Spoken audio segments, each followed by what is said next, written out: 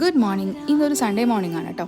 അപ്പോൾ ഈ ഒരാളെ കണ്ടോ, ഈ ഒരു കുഞ്ഞിനെ ഇന്നലെ വിരിഞ്ഞതാണ് കേട്ടോ. ഇത് ഞങ്ങളുടെ ഗാർഡനിലെ പുതിയ അതിഥിയാണ്. ഞങ്ങൾക്ക് പറയാൻ പറ്റില്ല, നമ്മുടെ ഗാർഡനിലെ പുതിയ അതിഥിയാണ്.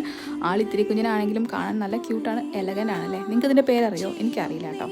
പിന്നെ അതിൻ്റെ കൂടെ ഒരു ബ്രേക്ക്ഫാസ്റ്റും കൂടി കാണിച്ചാന്ന് വിചാരിച്ചു. ഇന്ന് പൂരിയാണ് കേട്ടോ. നമ്മൾ പറഞ്ഞല്ലോ, ലീവുള്ള ദിവസങ്ങളിലാണ് പ്രത്യേകിച്ച് എന്തെങ്കിലും ഒരു കുറച്ച് എന്താ പറയുക, കുറച്ച് ലാവിഷായിട്ടുള്ള ബ്രേക്ക്ഫാസ്റ്റ് ഉണ്ടാവുന്നത്.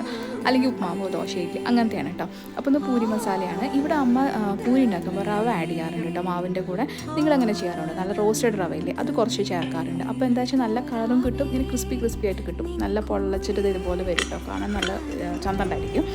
അതിൻ്റെ കൂടെ നമ്മൾ മഞ്ഞക്കൂട്ടാനാണ്, ഇവിടെ മഞ്ഞക്കൂട്ടാൻ എന്ന് പറയുക, ഞാൻ മഞ്ഞക്കൂട്ടാൻ എന്ന് പറയാം കേട്ടോ. അതായത് പൂരി മസാല തന്നെയാണ്.